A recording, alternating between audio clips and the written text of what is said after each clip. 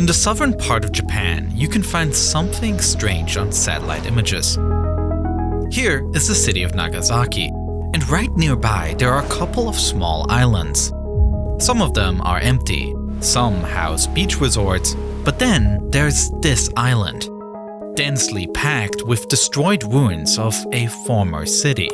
Google Street View works here. You can drop a pin, walk around, and explore the empty streets and abandoned buildings. It looks eerie.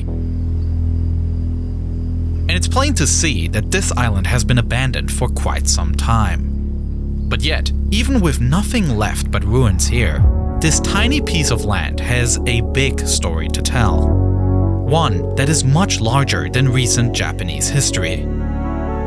It stands as a chronicle of global conflict, the rise and fall of an empire, and this island is the cause of a conflict that is still ongoing even today.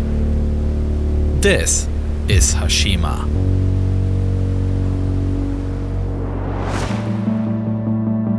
What drew me to this topic initially is that, in many ways, the story of this island directly mirrors the story of Japan as a nation. In the late 1800s, Japan experienced an industrial revolution that fundamentally transformed the country. Japan moved from being a nation rooted in agriculture to become a major industrial power. Railroads were constructed, factories sprung up, shipyards were established, and all this change required energy, which led to the establishment of new mines across the country, including on Hashima. Coal was discovered down in the seabed beneath this rugged island in the 1800s. And the rapidly growing Mitsubishi Corporation caught wind of this discovery and bought the entire island to mine the coal to use as fuel for its expanding fleet of steamships. And just as coal mining on the island was booming, coal production in all of Japan was breaking records. In 1874, Japan extracted 208,000 tons of coal. By 1890, this figure had surged to 3 million tons. And by 1919, it had reached 31 million tons. As the mine continued to grow into the early 1900s, the need for more workers and more space increased. Therefore, Mitsubishi started to expand the size of the island, using the slag produced from the coal mine to artificially widen the island. In order to protect the more fragile flat land that was reclaimed, a concrete wall was constructed around the island to protect it from the violent waves and typhoons that would crash against it. This new space would be mostly used for mining facilities, with living space dedicated to the rocky north on original island soil.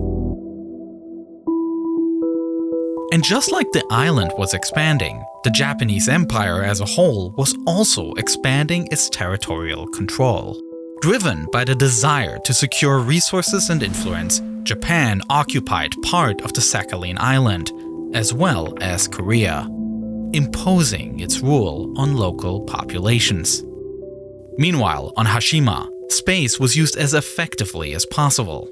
Rather than to dedicate any precious land for farming, food and fresh water were instead shipped in from mainland Japan. This way, every inch of the island that wasn't used for mining could instead be used to build more housing structures and to build supporting facilities for miners and their families, such as a school, hospital, shops, and a movie theater. They even built a pachinko parlor, which is a place where workers can go and gamble. As Hashima continued expanding, adding more artificial land and springing up more concrete structures, it began to take on its characteristic shape. When viewed from land, the island would appear like a large gray ship. And people began referring to the island as Gunkanjima, literally meaning Battleship Island. And in the 1930s, as the island increasingly resembled a battleship, more and more real warships began to navigate the seas around it. That is because during the same time, Japan found itself embroiled in several conflicts, most significantly with the Republic of China. In 1931, Japan invaded Manchuria, and in 1937, a full-scale invasion of China began, sparking the Second Sino-Japanese War. With Japan aiming to expand its empire even further, this conflict would later become part of the larger Second World War. The demand for coal was at an all-time high during this period, and Hashima reached its peak production in 1941, churning out 410,000 tons of coal in that year. And Mitsubishi, the company operating the Hashima mine, was also producing the warships that the coal was used for, as well as aircraft and other weaponry for the war. With an ever-expanding island, the ever-expanding empire gained massive control in Asia. An expansion that came at a massive cost, as Japan forcibly occupied territories across the region, imposing its rule and exploiting resources. A story to which we all know how it ends.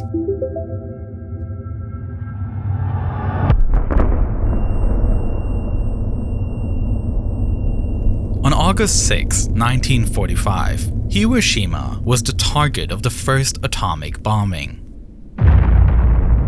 3 days later, a second bomb would be dropped, the target, the city of Nagasaki, right near Hashima. In the aftermath of the bomb, it was workers from Hashima that were ferried to the scene to help clean up the rubble. And once again, the island of Hashima was deeply tied to the events that would shape Japanese history. Just 4 days later, Japan surrendered. Ironically, just as coal from mines like Hashima was used to fuel Japan's war efforts, it would also help fuel the nation's recovery after Japan's defeat at the end of World War II. In a short time, Japan went from a rival to a strategic ally for the United States, acting as an operating base and source of cheap goods leading into the Korean War in 1950. All industries, including coal, saw a huge economic rise during this time, and Hashima once more began to bring prosperity to Japan. With this continued rising demand for coal came the increasing demand for even more workers. And by 1959, Hashima reached its height in population, with 5,259 people crammed into its extremely tight living quarters, making it the most densely populated place in Japanese history at the time. And yet, coal is a limited resource.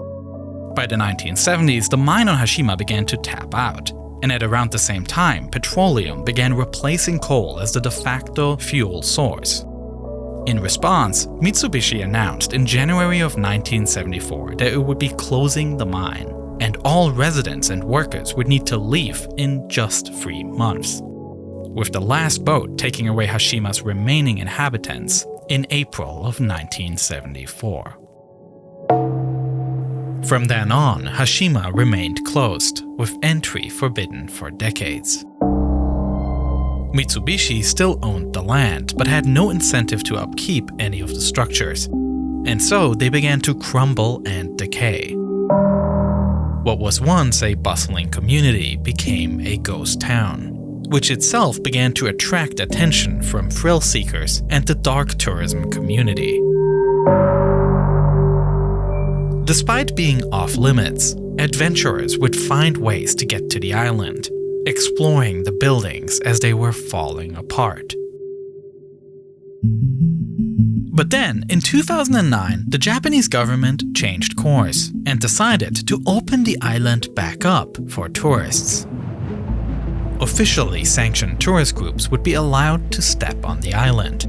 For this purpose, a new docking area and fortified walkways were installed on the southern part of the island, Here, tourist boats can dock and be shown around the island, and the island would yet again contribute to the Japanese economy, now as a place for tourism. To coincide with the official reopening of Hashima, and perhaps to encourage more visitors to this destination, Japan put forward a request to have Hashima inscribed as a World Heritage Site, a UNESCO title that would bring legal protection to the site as a recognized landmark. Everything seemed to be in order for the proposal, and the request was submitted to UNESCO for review. But then, before anything could be finalized, an outpouring of resistance came from South Korea, North Korea, and China, who all opposed the proposal. But why would they care so much about a tiny Japanese island that was once used for coal mining? The answer lies in the true history of Hashima, the version that Japan has continually attempted to deny and cover up. Because while the story we told so far was correct, it also was incomplete. Because in reality, Hashima wasn't just a coal mine. It was essentially a prison.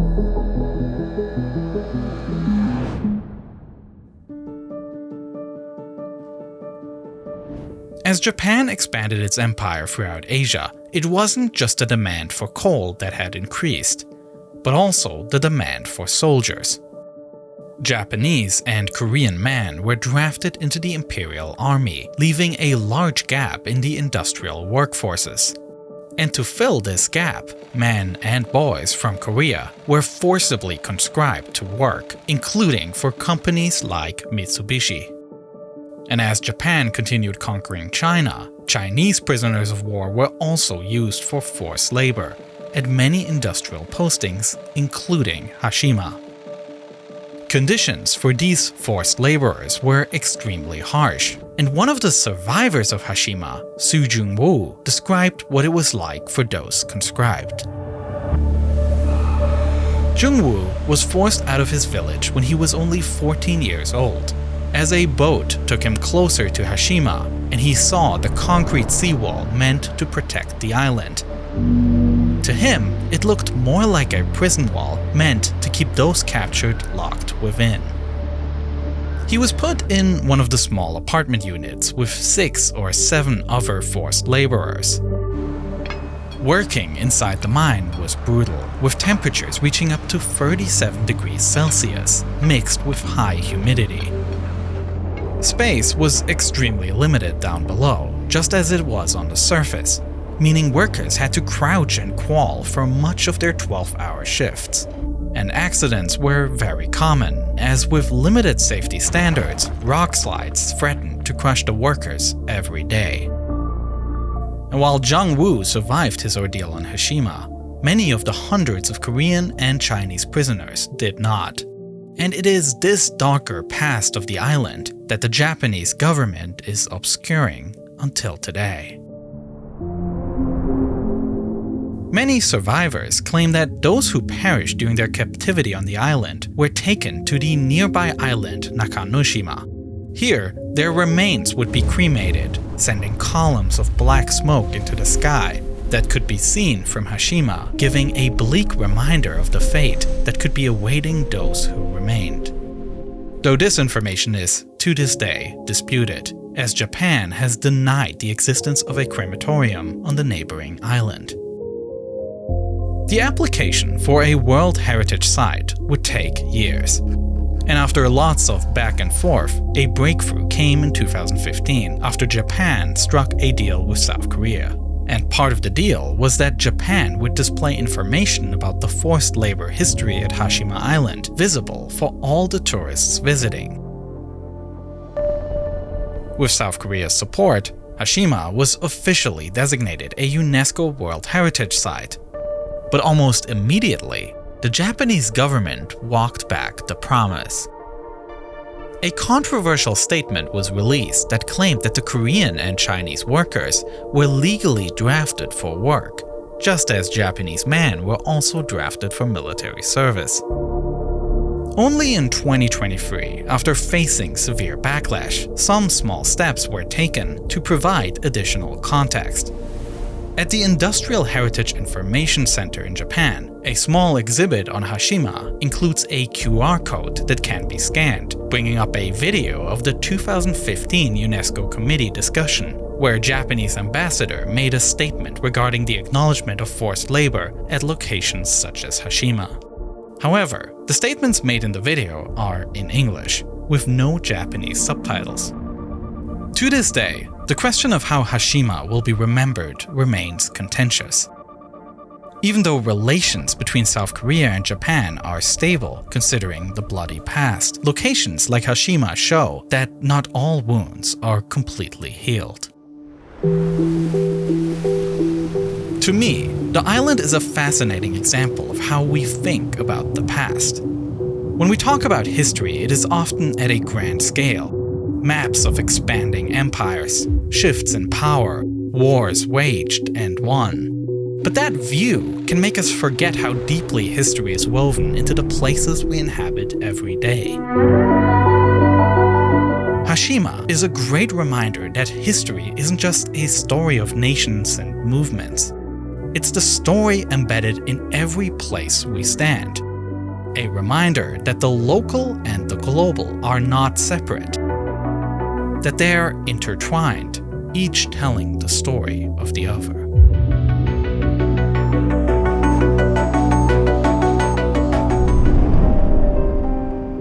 This was a story I've been meaning to tell for a while, and I am glad that I finally got to put it on YouTube. But there are a couple of things that are not ideal.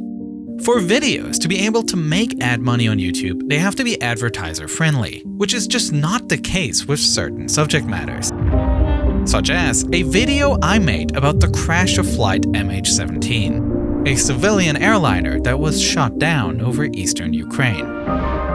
Or my video about the Bin Laden raid, detailing how the compound of the Al-Qaeda leader was raided.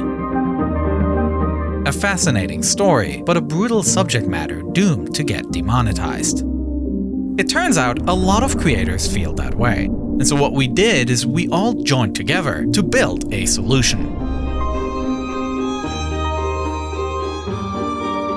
It's called Nebula, and it's our very own streaming service, where you can watch all these exclusive videos of mine.